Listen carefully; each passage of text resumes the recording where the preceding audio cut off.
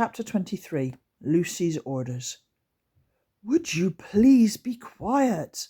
Norman grumbled at Ella, who was jumping up and down and yelling in excitement at seeing Lucy on the telly.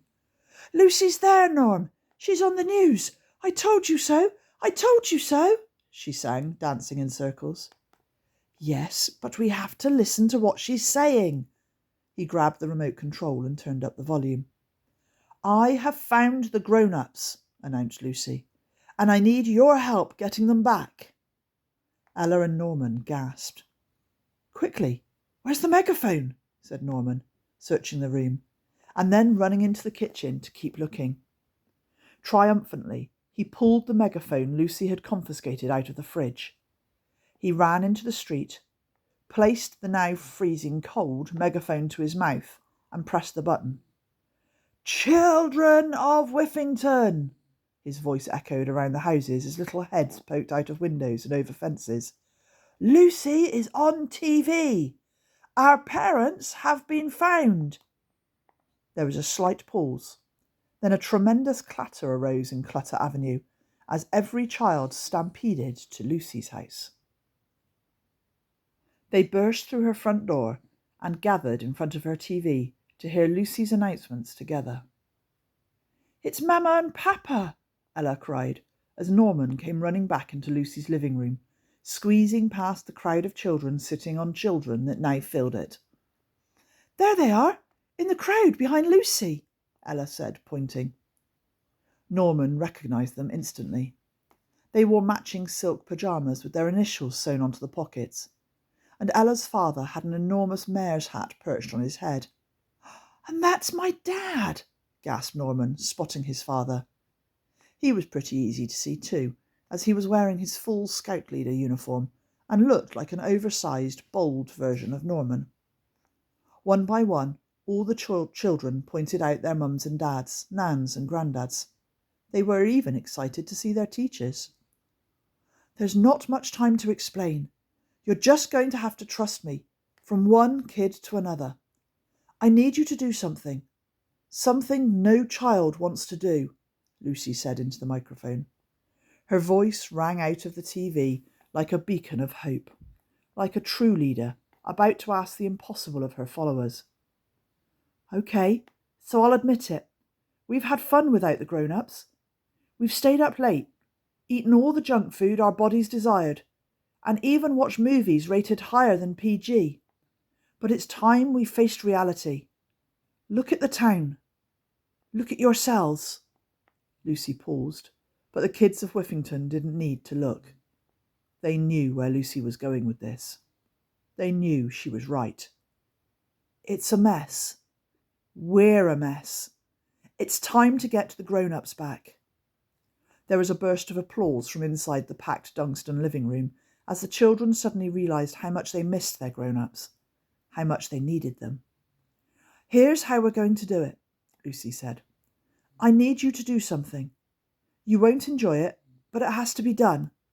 The time has come when we must do our duty and put the needs of these poor, useless grown-ups before our own." Lucy took a breath, hoping that someone was watching. She had no idea that she had the children of Whiffington hanging on her every word. "There comes a time when we must make our beds." A gasp of horror echoed down Clutter Avenue. The children burst into panicked cries of outrage. "She's gone to Lally," Ella said, twisting her fingers around her head. "Shh," Norman hissed. "Keep listening." "I know it'll be hard, but don't do it for yourselves. Do it for your mums and dads." Lucy stepped out of the way and allowed the camera to film the scared, tired, dishevelled-looking grown-ups who were shivering from sugar withdrawal. Off camera, she kept speaking. "It is time to strip those bedsheets, flip those mattresses, open your curtains and let the sun shine where it never usually shines. Under your beds. Children, to your rooms," Lucy ordered. And at her command, the children of Whiffington began marching back to their houses and up to their bedrooms with purpose. "Right, you heard her.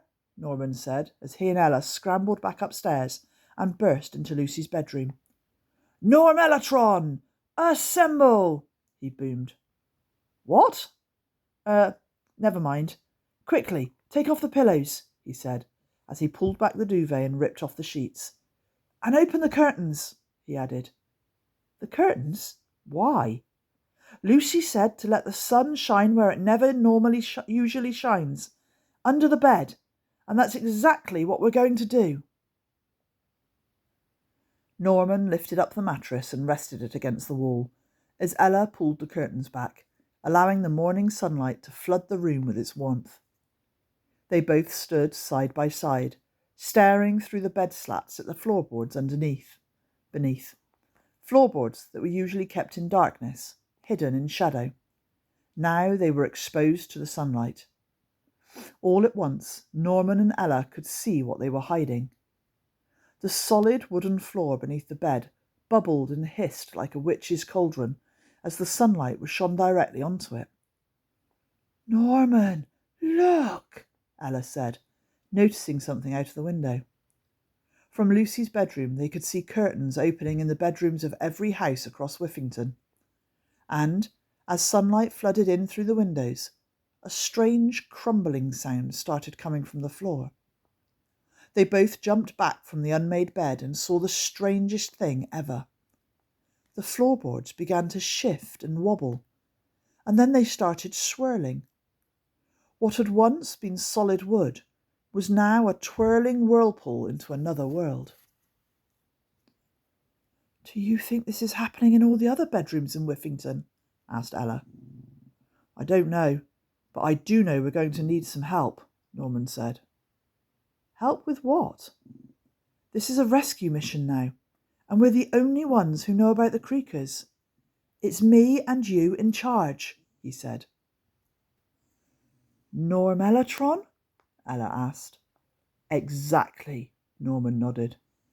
Ella peered into the swirling hole opening up in the floor as the bright morning sunlight filled the room. "Norm, what is that?" she asked, putting her pink heart-shaped sunglasses on. Norman took a deep breath and straightened out his neckerchief. "That, my dear Ella, is the way to the Woleb."